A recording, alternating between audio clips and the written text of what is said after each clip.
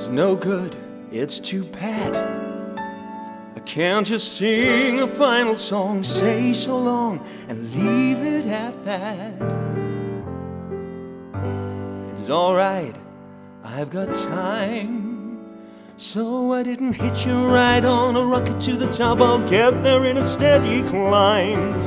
What did it mean? What have I learned? Crossing bridges before they're burned, leading life instead of being led. Using my head, what's it about?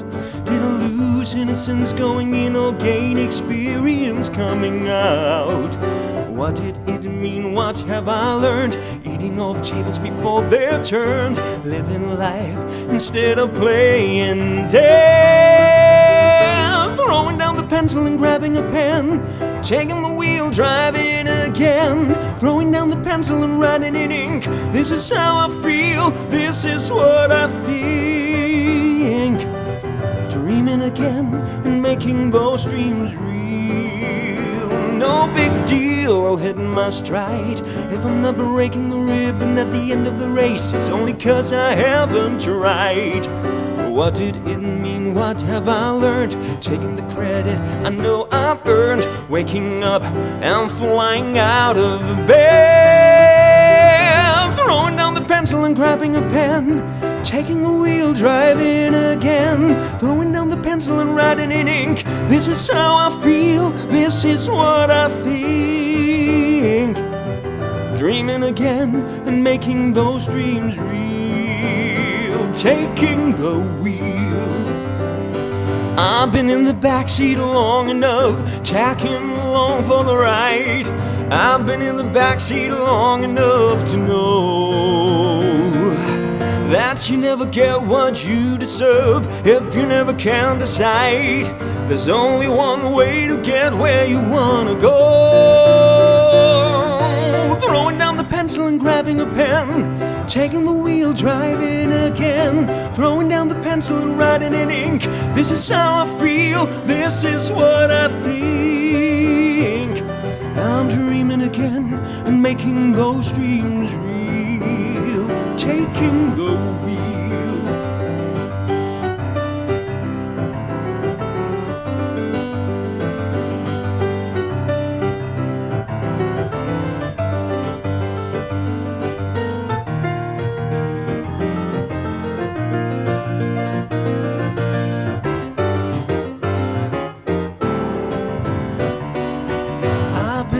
Backseat long enough, tacking along for the ride. I've been in the backseat long enough to know that you never get what you deserve if you never can decide. There's only one way to get where you wanna go.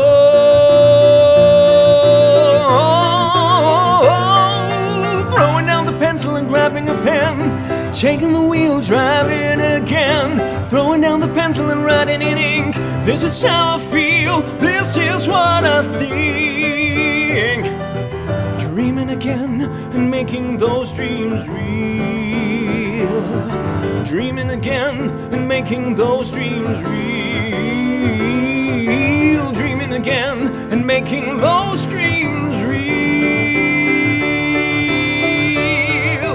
Taking the wheel.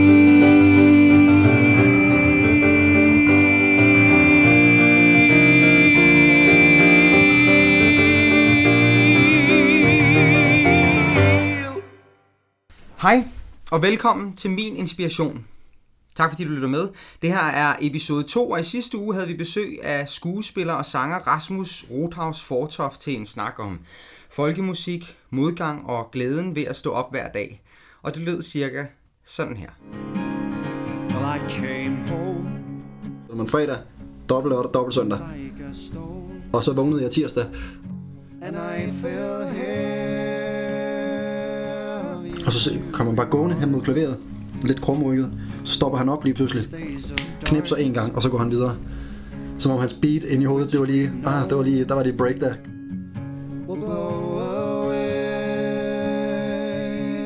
Du tager din sko nu, og du tager din jakke, og så kommer du med. Det tror jeg aldrig rigtigt, min mor hun ved, at det synes jeg, det er noget af det sejeste, hun nogensinde har gjort. Tusind tak.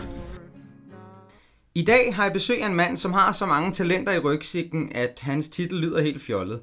Jeg har allerede hørt ham synge Taking the Wheel af John Bucchino, og her er musical performer, oversætter, sangskriver og manuskriptforfatter Mads Æbelø Nielsen. Velkommen til, Mads. Tak skal du have. Jeg har glædet mig sygt meget til, at du skulle komme.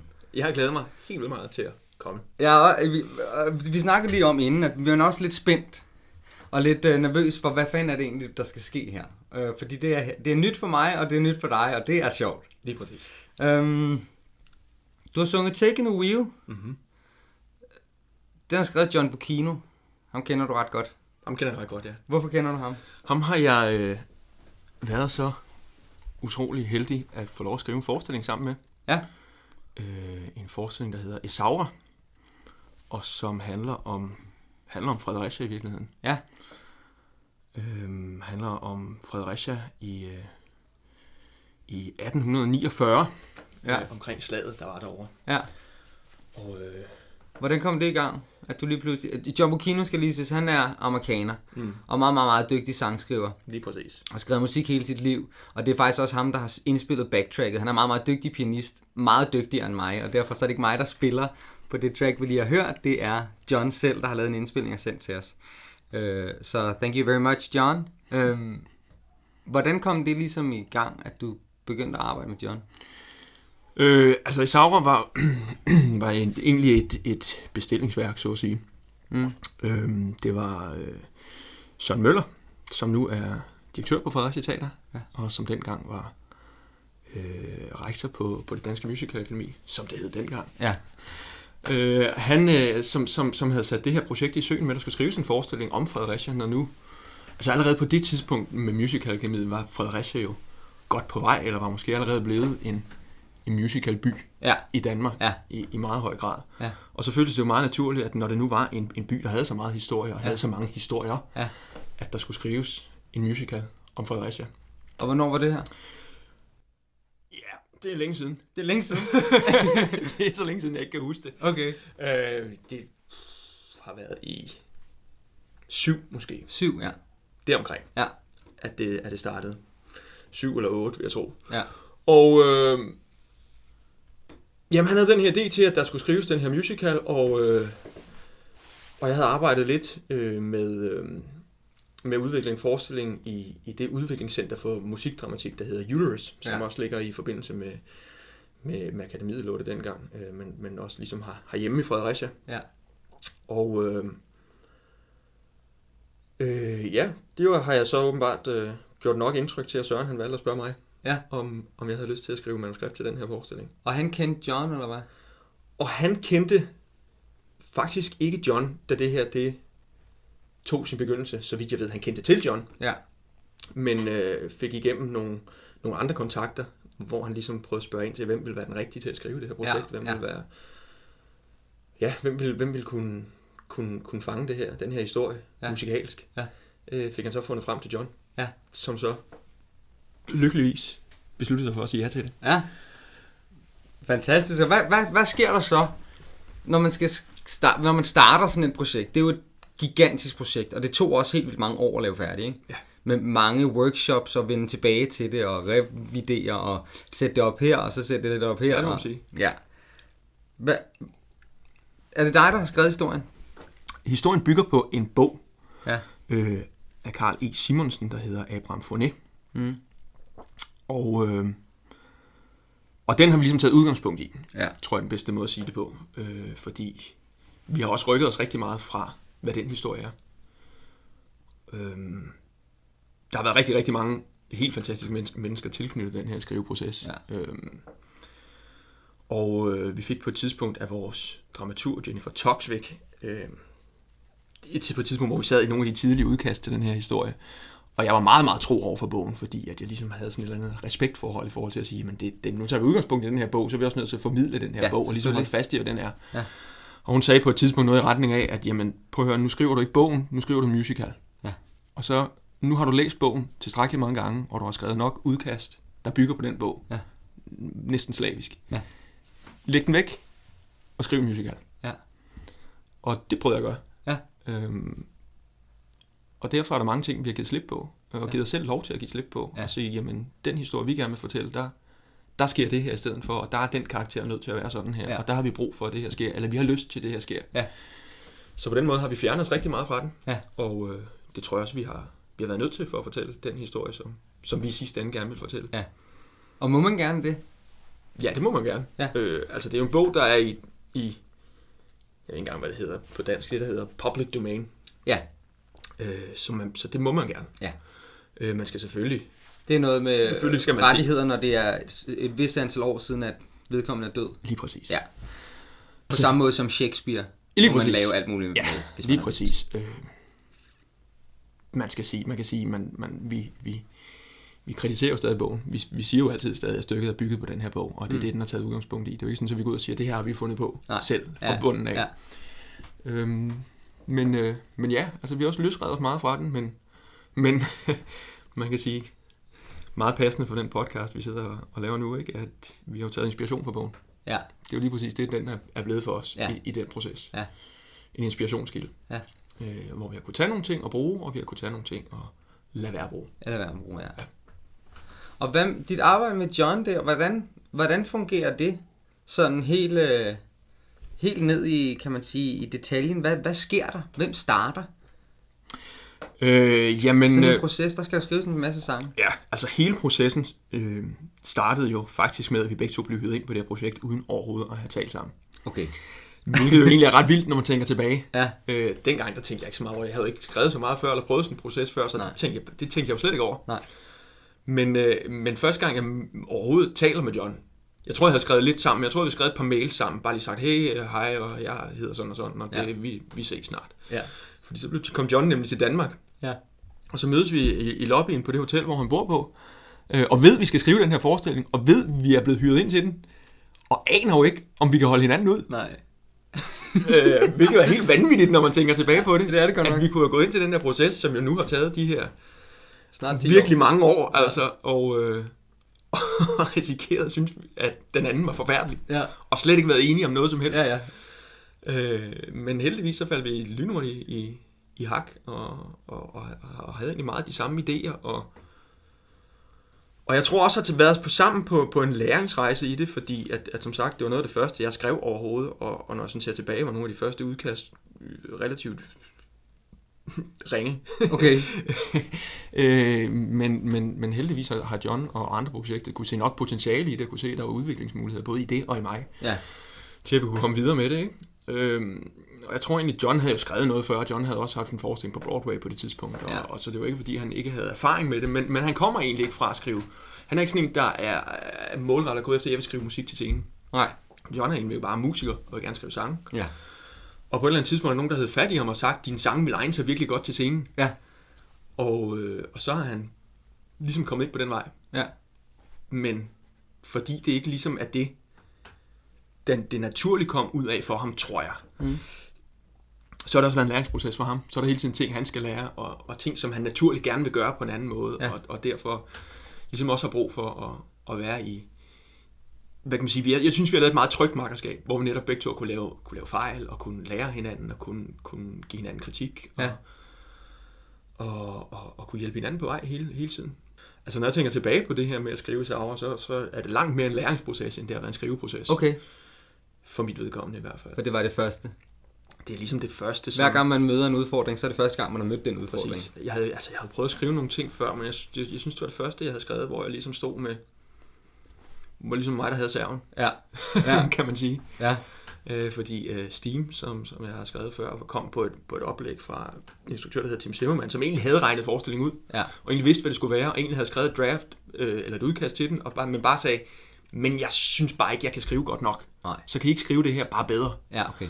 Og det er jo en lidt anden øvelse. Ja. Selvfølgelig igen laver man masser om og så videre, men der står du ligesom på en platform allerede. Der er lavet en ramme. Og så kan man sige, på Sauer jo, vi havde et udgangspunkt med en bog og så videre, men det var en langt større proces. Det var en langt større hul i jorden, der skulle fyldes op med et eller andet.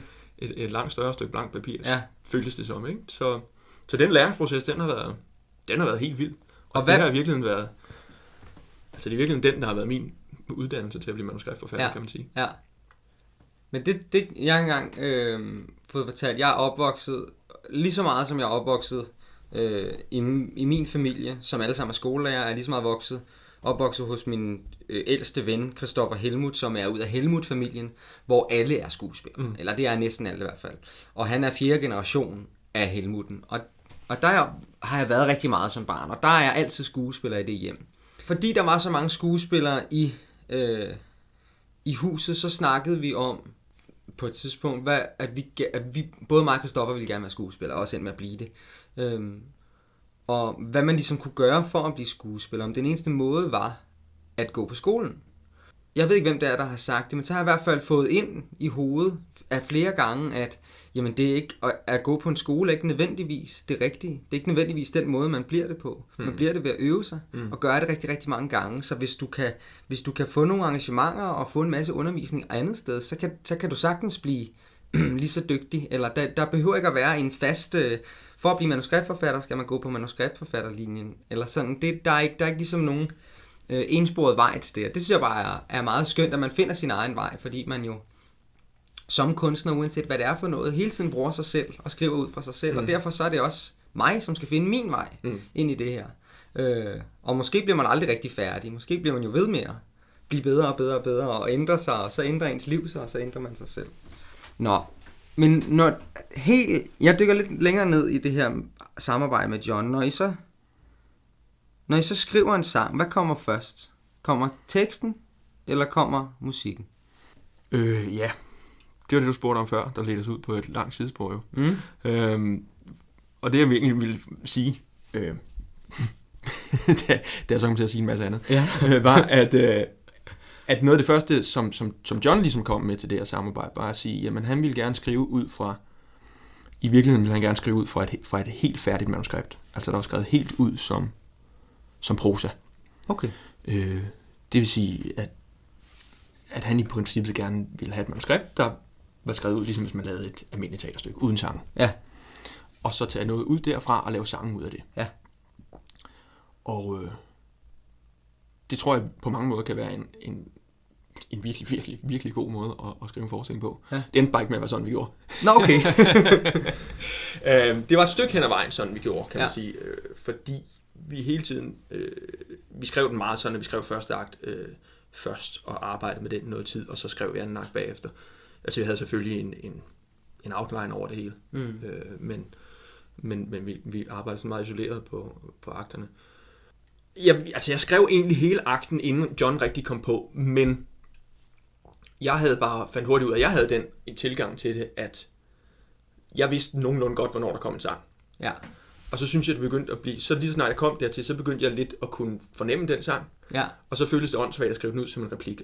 Også fordi, at det jo tit i musicals er sådan, at mange sange er jo en karakter, der så synger om sit indre liv, og på en eller anden måde udstiller det for os. Ja. Og det vil sige, hver gang man så kommer til en sang, så skal man jo så skrive en monolog. Ja. Og nogle gange, så hvis man sidder og skriver et stykke, hvor man bare ikke føler som om, der skal være sådan nogle store inderlige monologer i, så føles det fjollet at gøre. Ja. Så den form, vi fandt frem til, var, at jeg ligesom skrev manuskriptet, og så skrev jeg egentlig bare nogle gange ind, nu kommer der en sang. Ja. Og måden vi så tog hul på den sang på, var for det meste, at jeg skrev det ned i en eller anden form for stikord, eller i fritekst i hvert fald. Ja. Så i stedet for at skrive en omhyggelig konstrueret monolog, eller et eller andet, som man kunne sætte ind i et stykke, bare for at tage det ud igen, så skrev jeg egentlig bare alle de tanker, jeg havde omkring sangen ned. Ja. Og situationen, og altså som John siger, bare giv mig så meget, du overhovedet kan. Ja. Og så får han det, og så laver han som oftest noget helt andet. Ja. Men i hvert fald sådan bygget på det, ikke? Ja. Fordi, altså det, der er rigtig fedt ved at gøre det på den måde, er jo det der med, at jeg som manuskriptforfatter har rimelig hånd i hanke med, hvor starter sangen, og hvor slutter den. Ja. Og hvad er cirka den rejse, den tager. Ja. Fordi jeg ved jo, hvad det er, vi har behov for at sige. Ja. Hvor skal vi komme hen? Lige præcis. Ja. Og så er det klart, at John som komponist og som tekstforfatter jo så bygger videre på det, og nogle gange skaber noget andet, som jeg så tilpasser manuskriptet til bagefter. Ja. Men det er et rigtig godt udgangspunkt, sådan så man ikke bare, så han ikke kommer med en sang og siger, nu har jeg den her sang, og den er fantastisk. Ja. Og det er den jo som regel, når han har skrevet sange, synes jeg i hvert fald. Og så må man ligesom tilpasse historien til det. Ja. Ja. Der synes jeg, at det er den helt rigtige ved det, udgangspunkt, han kom med, nemlig når du siger, jamen lad os starte med manuskript, det der med, jamen det er historien, Der er vigtigst. der er det vigtigste. Ja. Det er det, der er det overordnede, det er det, alt andet er underlagt. Ja. Og alt andet er redskaber til at fortælle den historie så godt og så klart som muligt. Så på den måde synes jeg, at det var en god måde at gribe det an på. Men skriver han så også lyrik til tekst til sangene? Ja, lige præcis. Som måske er inspireret ud fra noget, du har skrevet, eller som er, hvor vi er kommet til... Ja, nogle gange kan det være... Ja, det kan jo være begge dele. Altså han får som sagt for det meste det her oplæg til sangene. Ja. Der har været nogle gange, hvor sangene lidt har givet sig selv så meget, at man kan sige, at han bare har fået scenen, som den nu var, med et hul midt i, og så har skrevet sangen. Ja. Men ellers har han fået det der. Og så nogle gange bruger han noget af det, og nogle gange bruger han ikke noget af det, men det kan være, du kan tale med ham om det, hvis du engang får ham foran mikrofonen. Ikke? Ja. Men jeg tror, han bruger det som en inspirationskilde, altså til at sige, jamen ligesom med bogen, ikke sige, jamen nu har jeg noget materiale her, det der kan jeg bruge, og det der kan jeg bruge, og det her, det inspirerer mig til at gøre det her i stedet for, og så får jeg også lyst til at gøre det her, og så på et eller andet tidspunkt smider han det der stykke papir væk, og bare laver det, han gerne vil lave. Ja. Men så er man ligesom sat på sporet jo stadigvæk, ikke? Ja. Fordi jeg synes altid, det er spændende. Jeg skriver også en masse musik, og jeg synes, det er spændende, hvordan et færdigt produkt er startet. Om det er startet fra et par ord, som man har set i en avis, eller om det er startet på en lille melodi, man har hørt ind i hovedet. Jeg tror, der er mange, som har alle mulige forskellige metoder på det, men jeg tror, der er mange, som har en metode, og som har noget, de godt kunne tænke sig at starte med. Du har også skrevet tekster til sange. Har du også selv skrevet musik? Det har jeg gjort engang. Det holdt jeg op med. Det holdt du op med? Hvordan kan det være? Det ved jeg ikke, om jeg vil sige, at jeg holdt op med. Nej. Som sådan. Jeg er ikke den store musiker. Nej. Jeg har aldrig lært at spille særlig godt på noget instrument. Nej. Det gør det svært at skrive sange. Ja. Som udgangspunkt. Men altså, jeg gør det stadig på den måde, at jeg er i et samarbejde lige nu med en anden forestilling, med en anden komponist, hvor jeg selv skriver teksterne faktisk. Men hvor vi starter de fleste sange på den måde. Jeg skriver teksterne, og mens jeg skriver de tekster, så har jeg jo tit en eller anden form for skabelonmelodi i hovedet, eller sådan noget. Og den synger jeg ind, og sender til ham. Ja. Og så tager han udgangspunkt i den. Ja. Lidt på samme måde som med det andet. Ikke? Og nogle gange så skriver han tilbage og siger, jamen jeg synes, det var en fed melodi, så den har jeg bare brugt. Ja. Og nogle gange har han ændret lidt i den, og nogle gange har han lavet noget helt andet. Okay. Så på den måde skriver jeg jo stadig musik, kan man sige. Ja. Eller skriver melodier, som så nogle gange bliver brugt. Ja. Men ja. Og skriver frem og tilbage, så kan han have haft en idé, og så kan det vel være noget, hvor du tænker, det var slet ikke det, der var tanken. Lige præcis. Det er virkelig noget andet, end det, jeg havde, eller måske skulle vi tweak her, eller sådan. Ja, så bliver det sådan en fælles proces. Ja, lige præcis. Vi har også skrevet lidt musik sammen. Det har vi, ja. Eller vi har i hvert fald prøvet på det i lang tid. Vi har i hvert fald startet sindssygt mange gange med at skrive noget musik. Og der er et nummer, som vi skal spille i dag. Og i talende stund har vi ikke lavet det færdigt. Det er rigtigt. Og det er jo lidt spændende. Ja. Fordi det vil sige, at vi får lige om lidt en verdenspremiere på det nummer, vi har skrevet. Prøv at fortælle, hvordan det startede. Jeg er ikke engang sikker på, hvordan det startede længere. Vi lavede en forestilling sammen. Ja. I Fredericia. Der er bare meget, der drejer sig om Fredericia. Ja, men det er der. Når vi er alle sammen uddannet derfra. Ja. Og så er der jo det, når man laver forestilling i Fredericia, for dem, der ikke bor i Fredericia, som jeg gør, men når man kommer udefra, som du eksempelvis gør, så bor man jo typisk i Fredericia, fordi man laver den her forestilling, og det er voldsomt at køre frem og tilbage hver dag. Og så har man en masse tid, man skal bruge på et eller andet. Og det tror jeg kan være rigtig sundt, og det kan jeg også huske, for dengang jeg selv boede i København og arbejdede i Fredericia. Det blev sådan nogle... Jeg ved ikke, hvad skal man kalde dem? Altså det blev sådan nogle fordybelsesophold, fordi man lige pludselig havde alle de her timer på dagen, hvor man skulle finde på et eller andet at lave. Ja, og der er ikke så meget at lave fra. Og man sidder i en lejlighed, hvor, som jo ikke er spækket med alle ens egne ting, og man plus det der med, at man har en masse kreative mennesker omkring sig, og man har lige pludselig teateret og akademiet og alle de her ting, som ligesom er givet til, at som ligesom er nogle gode rammer omkring det her. Ja. Så der sad vi jo så og fandt ud af, at jeg kan ikke huske, hvordan vi kom til at tale om det. Men vi kom til at tale om, du engang havde skrevet lidt på nogle sange, tror jeg. Ja, jeg har skrevet lidt på nogle sange, og jeg har altid... For mig er musikken altid det, der kommer først. Ja. Og melodierne er altid det, der kommer først. Og det ved jeg ikke, hvorfor det er sådan, men det er det, der falder mig naturligt. Det er det, der føles lettest. Og så besluttede vi, at skal vi ikke prøve at skrive noget sammen? Skal vi ikke se, hvad der sker? Og så mødtes vi en dag nede på Musical Akademiet, og så begyndte vi at vise ting til hinanden. Sådan, jeg har faktisk det her, det er noget, som aldrig er blevet til noget, en tekstbid, og jeg har den her melodi, som aldrig er blevet til noget. Og så spillede jeg der noget for dig, som er, og det ved jeg heller ikke, hvordan det nogensinde er endt op i mit hoved, men jeg har lavet en melodi til sådan et irsk folky, eller sådan irsk folkemusiknummer. Og jeg har aldrig rigtig spillet folkemusik, så jeg aner ikke, hvordan det nogensinde er kommet op i mit hoved, men på en eller anden måde, så havde jeg lyttet til noget musik, som havde inspireret mig til ligesom at ryge ind i noget irsk 3/4 sådan virkelig drevet musik.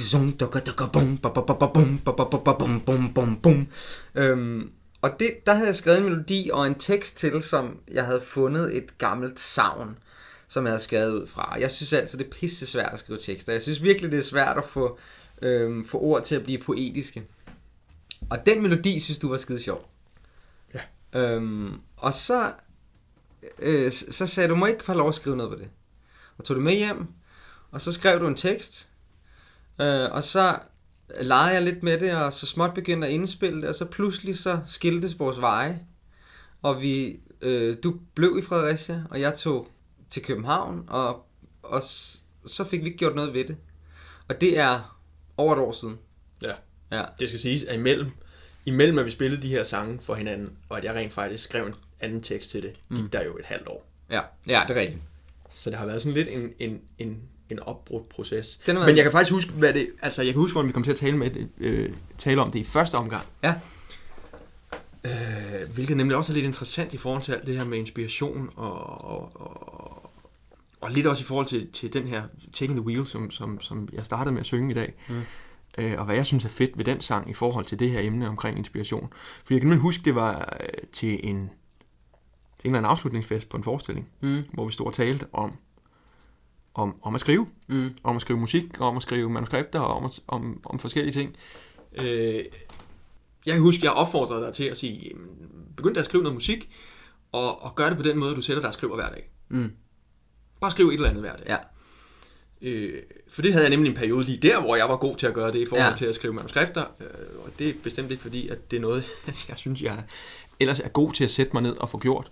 Men jeg synes, det er, for mig har jeg lært, at det er den måde, jeg bedst får inviteret noget inspiration indenfor. Ja, og gøre det. Lige præcis. Og det er det, jeg synes var interessant i forhold til den her sang omkring det her med dreaming again and making those dreams real. Ja. Og, altså en ting er at drømme, men anden ting er at gøre det. Ja. Og du ved, som den også siger, det her med throwing down the pencil and grabbing a pen. Altså en ting er at sidde og skrive noget, der kan viskes ud igen. En ting er bare at sige, nu skriver jeg det her. Nu skriver det, og så er det det. Og så eller hvad med at være alt for selvkritisk, nu får jeg gjort noget. Lige præcis. Få skrevet nogle meter. Præcis. Og det har bare, altså fordi jeg har aldrig været den type, der, apropos det der med, hvordan starter en sang, jeg har aldrig været den type, der vågner midt om natten med en sang i hovedet. Nej. Og så går op til klaver her, også fordi jeg ikke kan spille klaver, eller hen til ens notesbog, eller hvad det nu er, og skriver det ned, og så lægger man det til at sove igen. Og så vågner jeg næste dag, og så er der en sang. Og det er helt genialt, nej. Sådan fungerer jeg ikke. Det ikke, nej. Så genial er jeg ikke, eller hvordan det nu er. Det hænger sammen sådan noget. Det er aldrig sket for mig. Nej. Og jeg tror heller aldrig, det kommer til at ske. Nej.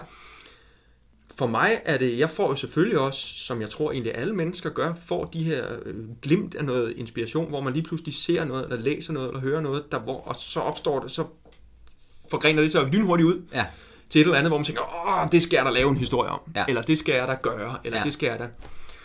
Og for mig fungerer det bare altid på den måde, næsten altid i hvert fald, at det er så flygtigt det her, og det er så uhåndgribeligt, at så prøver jeg at sætte mig ned ved et stykke papir, og i det øjeblik, jeg sætter mig ned og sætter pennen til papiret, så i stedet for alle de her idéer og muligheder, jeg havde, så har jeg en masse problemer og en masse modstand. Ja. Så hurtigt tager den del af min hjerne, der ligesom siger, det kan du ikke finde ud af. Eller men hvad så med det der, hvordan vil du starte det, og hvad, det der, den der første linje lyder dum. Man bliver selvkritisk allerede, når man starter. Så hurtigt går det for mig. Ja.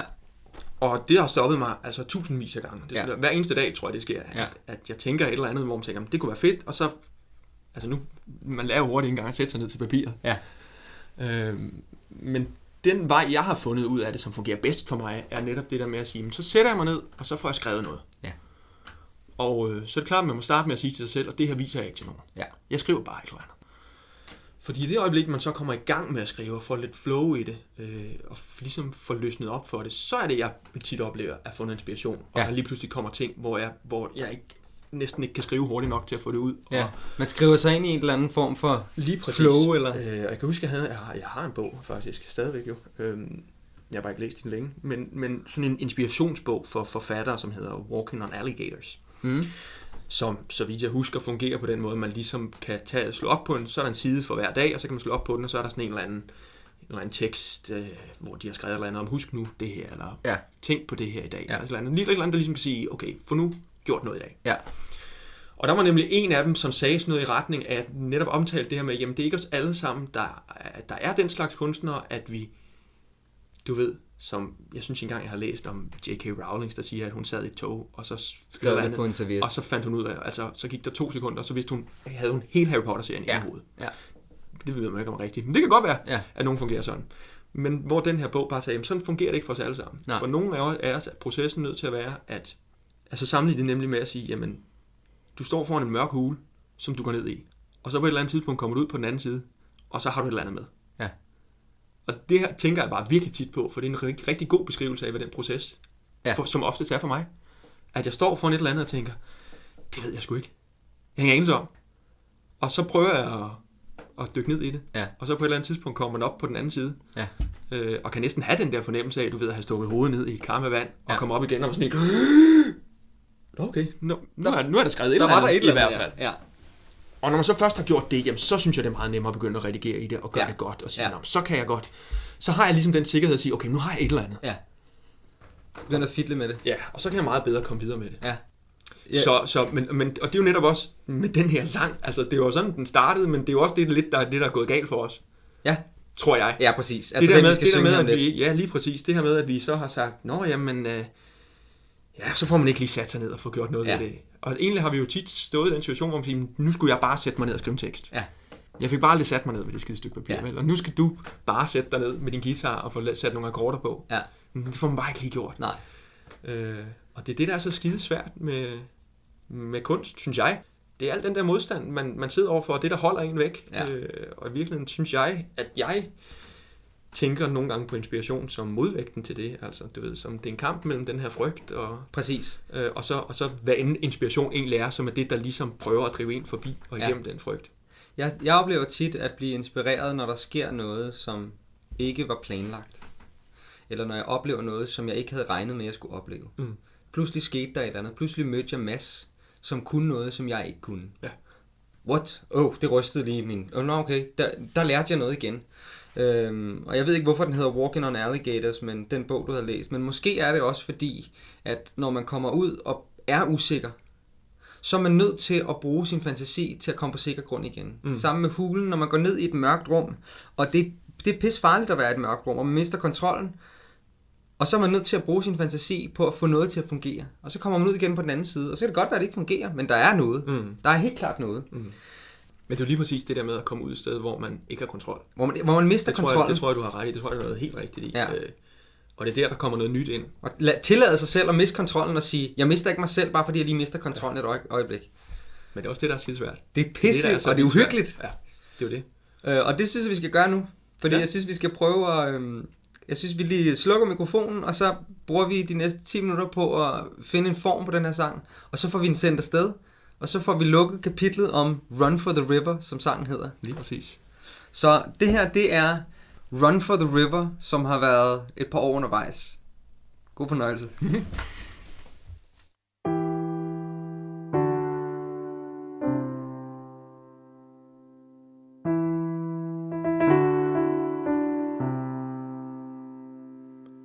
As I'm making my way to the edge of a dream, there's a memory that crawls out to find me, of a summer long gone in a faraway land, where the sun comes to play on the river, where a boat sets its sail as we whisper farewell. So I dream as I lie neath the fires of hell. Oh, I search for your voice amongst the screams in my mind, till I finally hear how it calls me, and I follow it into the shadows of sleep, where the thunderous cannons are silenced, where the world finally tires from killing young men. And I come round the bend in the river again. Run for the river, run for the river, run, on the day that I come to sleep in your arms. Run for the river, run for the river, run, when you hear. Run for the river, run for the river, run, on the day that I come to sleep in your arms. Run for the river, run for the river, run, when you hear. Now I laugh as we dance through a house on a hill, in the rooms where we hoped there'd be children. I can almost imagine you holding their hands as I come from the fields in the evening, and we lie once again neath the clearest blue sky, where the old winding river of home travels by. Run for the river, run for the river, run, on the day that I come to sleep in your arms. Run for the river, run for the river, run, when you hear. Run for the river, run for the river, run, on the day that I come to sleep in your arms. Run for the river, run for the river, run, when you hear.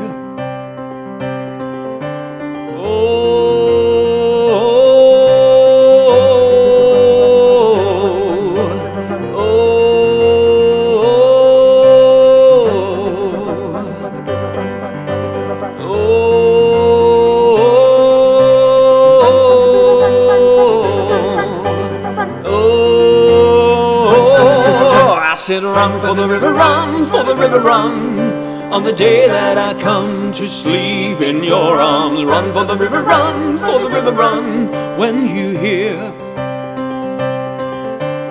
Run for the river, run for the river, run, on the day that I come to sleep in your arms. Run for the river, run for the river, run, when you hear that the river has carried me home.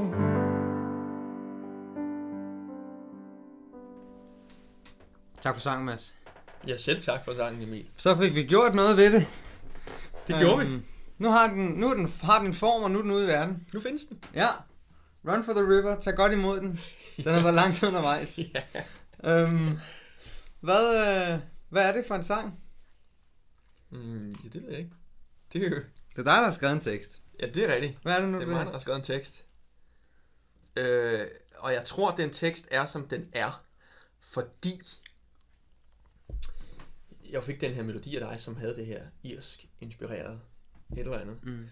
Og så tror jeg på det tidspunkt, jeg skrev den på en ferie, jeg var på. Mm. Og så tror jeg nok, jeg på det tidspunkt hørte en anden podcast. En historisk podcast, som handlede om 1. verdenskrig. Ja, det kan jeg godt huske, du talte meget om. Ja. Og så kom teksten til at handle om det. Ja. Lidt om Irland og lidt om 1. verdenskrig. Lidt om Irland og lidt om 1. verdenskrig. Så det er faktisk, vi snakker lidt om, at det er faktisk en mand, som ligger i skyttegraven. Lige præcis, og drømmer sig hjem. Prøver at drømme sig hjem, og væk fra alt det her larm. Lige præcis. Vi bliver faktisk næsten nødt til at fortælle mig. Vi spiller faktisk begge to med i Shubidua The Musical. Ja. Og du har faktisk også skrevet den. Ja, jeg har skrevet meget af den i hvert fald. Det meste af manuskriptet. Du har skrevet det meste af manuskriptet. Og det har ikke taget 10 år. Det har ikke taget 10 år, nej. Det tog meget kort tid. Hvornår startede det? Jeg kom jo sådan set på, da processen startede. Det gjorde den i januar sidste år, altså 2015. Ja. Og vi havde premiere i september. Så der var et lidt andet tidspres på, end der var med sig over dengang, kan man sige. Ja. Så det var selvfølgelig en anden måde at arbejde på. Hvordan er det at arbejde med en deadline, som hedder lige om lidt? Jamen egentlig, på nogle punkter kan man sige, i forhold til det her, vi talte om tidligere, med hvordan man nogle gange er nødt til at sætte sig ned og få overvundet noget frygt og noget forskelligt, for ligesom at få inviteret noget inspiration indenfor, så var det i hvert fald delvist meget sundt, fordi når du har en deadline, så er du nødt til at sætte dig ned. Ja. få det gjort. Så har du et incitament til at sige, men i dag er jeg nødt til at sætte mig ned. Ja. Man kan ikke slippe afsted med at sige, jeg gør det i morgen. Ja. Så på den måde var det sundt. Ja. Og på den måde, vi kom faktisk rigtig, rigtig godt fra start, eller jeg kom godt fra start med manuskriptet. Jeg kan huske, jeg skrev det første, er det meget hurtigt. Men det blev jo også svært, synes jeg, senere i processen, hvor at man kan sige, i starten, der skriver man jo tit bare ud af landvejen. Og der ligger alle muligheder jo åbne. Og når man så begynder at komme ind i anden akt, eller bare længere ind i stykket, så begynder man ligesom at skulle binde nogle sløjfer for at finde ud af, hvor er de veje, jeg har sat i gang, hvor skal de ligesom ende hen, eller hvordan skal jeg få dem til at mødes, og så videre, så videre, så videre. Og det er der, hvor tidspresset bliver måske ikke nødvendigvis er en fordel længere, fordi det er sådan noget, man nogle gange godt kan have godt af at gå og tænke lidt over, og lære lidt på, og det var der ikke tid til. Og forme lidt på. Man kan sige, der var det, jeg havde jo rent faktisk noget tid til det igen, fordi at første akt var gået så hurtigt, som det var. Så var det, ikke sådan, det var ikke sådan, at jeg skulle skrive anden akt på 2 uger. Nej. Jeg havde nogle måneder til det, og det var som sådan jo egentlig... Men det er stadig kort, altså når man snakker om at skrive en hel forestilling, så 2 måneder, det er ikke lang tid. Ja, i forhold til Saura, kan man sige, som har taget mange år. Men selvfølgelig også en anden proces, fordi der man kan sige, effektivt er det ikke sikkert, at vi har brugt voldsomt meget mere tid på i Saura. Okay. For der er det jo typisk noget med, at vi skriver... Der har jo været en masse workshops på det, og nogle forskellige ting, hvor vi samles med nogle mennesker, der så har spillet det, eller læst det, eller hvad nu formatet har været. Og det er jo typisk noget, hvor man så op til det ligesom begynder at tage det op af skuffen, og begynder at arbejde på det igen. Og der kan man sige, jamen den effektive tid, man ligesom arbejder på det, for mig som manuskriptforfatter i hvert fald, er ikke nødvendigvis så anderledes end den tid, jeg har brugt på Shubidua. Okay. Men der ligger jo bare en hel masse tid indimellem. Ja. Der ligger jo nogle gange et halvt år eller et helt år indimellem, at man så tager manuskriptet frem. Men det kan jo også... Hvor det stadig ligger i baghovedet. Ja. Og ligger og buller, og man arbejder lidt på det, selvom man ikke arbejder på det. Præcis. Ja. Men igen tror jeg, altså, begge dele har noget godt, tror jeg. Ja. Og også fordi jeg tror, at meget af den der tid, man bruger på at gå og lade det ligge i baghovedet og boble, det er egentlig tid, hvor man også bare kunne sætte sig ned og gøre det. Ja. Jeg tror, der kommer noget godt ud af det, men jeg tror også, man kan skære voldsomt ned på det. Ja. Og det synes jeg i hvert fald, jeg lærte med Shubidua, at det kan man godt. Når man så er nødt til at gøre det, jamen så kan man godt sætte sig ned og komprimere den proces rigtig meget. Ja. Du er uddannet musical performer. Yes. For 10 år siden. Er det cirka rigtigt? Det er faktisk helt rigtigt. Det er faktisk helt rigtigt, okay. Ja. Og så har du uddannet dig selv til at være manuskriptforfatter. Ja. Og sideløbende ved det, har du også uddannet dig selv til at være oversætter? Ja. Og er en meget, meget brugt oversætter? Ja, altså man kan jo sige med både som oversætter og som manuskriptforfatter, det er jo ikke helt rigtigt at sige, at jeg har uddannet mig selv. Men nej, du øvede dig jeg har i hvert fald ikke gået på en skole for at lære det. Nej. Jeg har gjort det rigtig meget, og jeg har også fået lov at gøre det rigtig meget. Ja. Og det er jo 2 vigtige ting i det, ikke? Hvordan startede du med at oversætte? Jamen, hvordan katten startede jeg med at oversætte? Jeg kan huske, allerede inden jeg kom ind på skolen, kan jeg huske, at det var noget, jeg egentlig gerne ville. Ja. Af en eller anden grund, så gik jeg meget og tænkte på, at det kunne være fedt at oversætte nogle af de der musicals. Men det gjorde jeg, og det gjorde jeg jo så egentlig ikke rigtigt. Jeg tror, jeg oversatte nogle enkelte sange til nogle forestillinger, jeg synes var fede, og så gik jeg og sang dem selv. Men så oversatte jeg engang nogle numre til nogle elevers afgangseksamen. Ja. Mens du gik på skolen? Ja, mens jeg gik på skolen. Det var sådan, på skolen, der skal man op til en dramaeksamen, og så skal man i den dramaeksamen også synge en sang. Ja. Og det er jo så, skal jo så gerne være på dansk, fordi det er det i hvert fald typisk. Ja. Og så oversatte jeg nogle sange for nogen, som gerne ville lave noget fra nogle stykker, der ikke var oversat. Og så sad der så, det tror jeg faktisk også var Søren Møller, der så sad som rektor på det tidspunkt, og hørte nogle af de her eksamener og sagde, det var sgu da egentlig meget fedt, om jeg ikke havde lyst til at oversætte noget af deres afgangsforestilling, altså hele forestillinger for dem. Ja. Og det gik jeg så i gang med. Og så sideløbende med det havde jeg et projekt sammen med min rigtig gode ven Thomas Bay, hvor vi havde fundet den her forestilling Tick Tick Boom, som er skrevet af Jonathan Larson, ham der også har skrevet Rent, og egentlig sådan en semi-selvbiografisk forestilling om ham. Ja. Og den havde vi fundet, og vi havde sådan en idé om, vi gerne selv ville producere på det tidspunkt. Ja. Det blev der aldrig rigtigt til. Men vi havde fundet den her forestilling, og fik Fredericia Teater med på ideen, til de gerne ville lave den. Ja. Og det skulle vi så i gang med sådan umiddelbart, da vi kom ud fra skolen. Og den oversatte vi også selv. Ja. Så det var også sådan ligesom... Det var det første, du lavede sammen med Thomas? Ja. Ja, det har vel i virkeligheden været den første forestilling, Det har også været en af de første forestillinger, vi oversat. Og hvor mange tror du, I har lavet? Jeg ved ikke, jeg tror, vi har lavet tæt på 30. Tæt på 30 oversættelser af hele forestillinger. Ja. Det eddermame meget. Det er ret mange. Ja. Ja. Bliver du aldrig træt af det? Nu har du lavet 30 forestillinger, Jo, tror jeg. selvfølgelig gør det. Altså, det er jo ligesom, altså, jeg tror, det er de færreste, der har et arbejde, de ikke på et eller andet tidspunkt er trætte af i en eller anden grad. Ja. Uanset hvor glad man ellers er for det. Ja.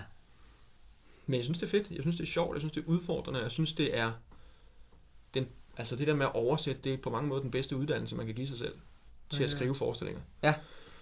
I særdeleshed til at skrive tekster, fordi man jo sidder med snuden sådan helt nede i strukturen på det hele tiden, og skal prøve at genskabe det, skal prøve at regne ud, hvordan det er bygget op, og skal prøve at på en eller anden måde gøre det efter, ikke? Ja. Og det er jo en fantastisk øvelse. Ja. Det er jo virkelig bare en øvelse i at skrive tekster. Ja. Og altså, så kan man sige, det er jo samme, man gør med manuskriptet, sidder man jo også og nærlæser. Ja. Og får læst en masse manuskripter igennem, og får lov til at arbejde på dem, få dem lidt ind under huden. Ja. Så det synes jeg virkelig, det med at oversætte, i forhold til det her med at uddanne sig selv, har det været en meget stor del af det. Ja. Det må du virkelig have efter 30 forestillinger, så har man prøvet lidt. Ja, man kom lidt rundt i spektret, kan man sige. Du var en lille smule nervøs for at skulle sende det her ud. Det her klip, som er fra Tick Tick Boom, som er dig selv, som synger. Du var med i forestillingen, den blev sat op på Frederiks Teater, og du oversatte den. Lidt nervøs, dels fordi det er et gammelt klip, og det er altid lidt, man skal høre sig selv. Men også fordi, at du synes, at oversættelsen var... Du havde lavet den anderledes i dag. Det tror jeg helt sikkert, jeg havde, ja. Ja. Ja, og som jeg så også skrev til dig, da vi talte om det her afsnit, at jeg skulle i tvivl om, jeg synes, det var... Om jeg havde lyst til, at det skulle blive spillet, og vi egentlig skulle bruge det.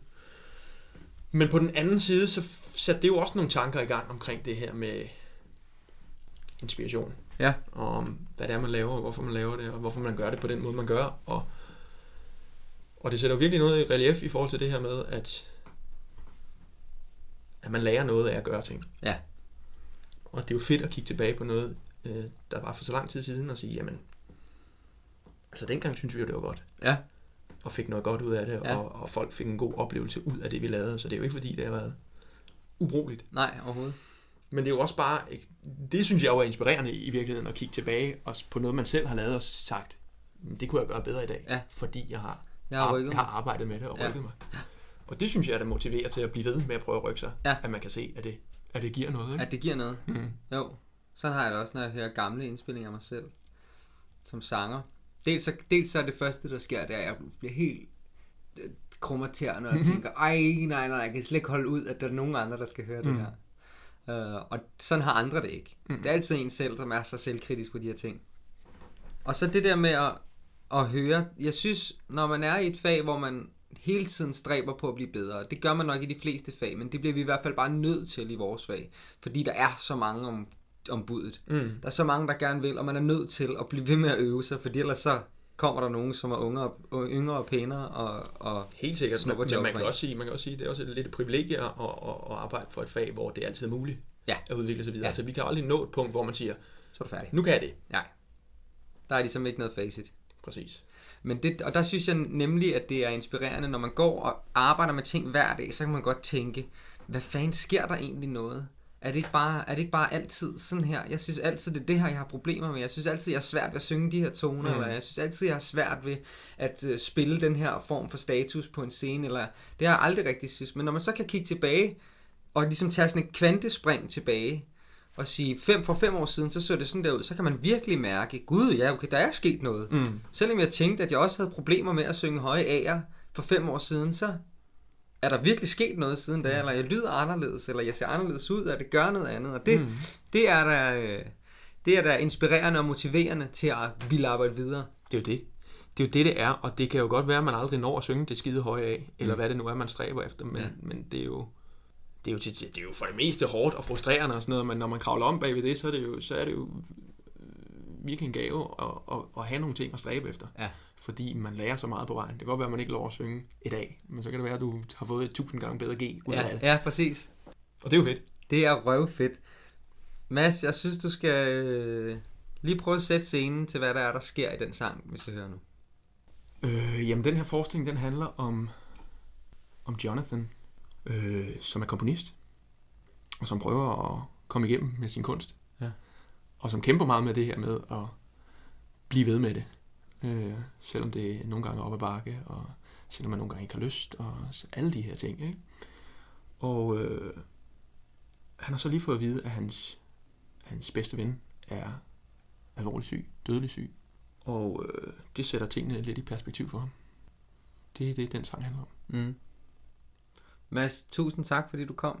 Tak fordi jeg måtte. Det har virkelig været både inspirerende og virkelig rart at have dig med. Og jeg håber, du kommer igen en dag. Jeg håber, jeg fortsætter med det her, og du kommer igen. Det vil jeg fordi det synes jeg virkelig er sjovt. Og tak fordi du lyttede med som lytter. I næste uge kommer skuespilleren og sangeren Rie Sørensen ind og synger nogle sange for os og snakker. Og til at runde af her er det altså Mads Æbelø Nielsen for næsten 10 år siden, der synger Why eller Hvorfor fra Tik Tik Boom. Vi lyttes ved. Da jeg var 9, tog Mike og jeg til en talentkonkurrence på The Y. Vi lavede øverum bag en café. Mike sang forkert, men jeg sagde, hvad gør det? Vi sang Yellow Bird og Let's Go Fly a Kite. Igen og igen og igen, til vi synes det var sejt. Da vi kom ud fra YMCA, var dagen væk, men jeg tænkte det okay. Og jeg tænkte, hey, sikken måde at bruge en dag. Hey, sikken måde at bruge en dag. Vi sagde farvel. Jeg sagde til mig selv, sådan vil jeg leve mit liv. Da jeg blev 16, fik Michael og jeg roller i Westside på White Plains High. Vi lærte Jet Song og Cool uden ad.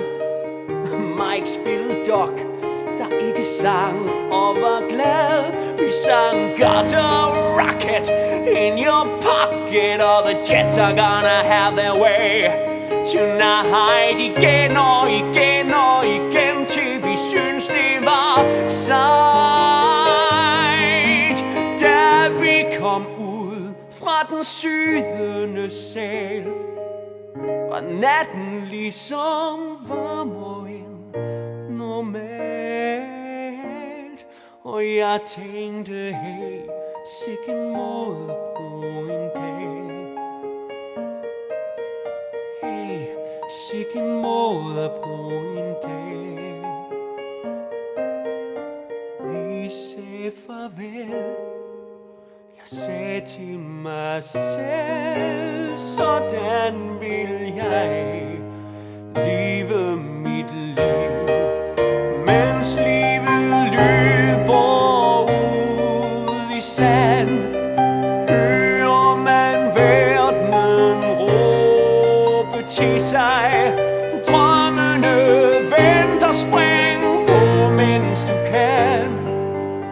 Jeg tror måske drømmen er kørt forbi mig. Jeg er næsten 30 nu, Michael og jeg bor i New York, stadig venner, ham og mig. Mike spiller rollen som businessman. Jeg kæmper med drømmen, der kæmper med mig. Jeg synger lidt til dit hjerte. Hvad er det du prøver på at nå? Igen og igen og igen, til jeg synes det er sejt. Når jeg kommer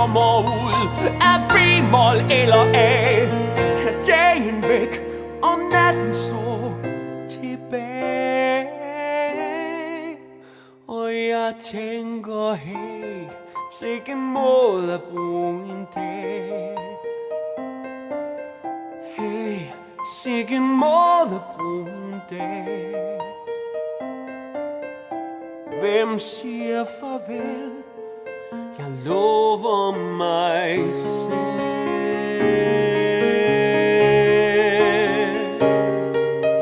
Sådan vil jeg leve mit liv. Sådan vil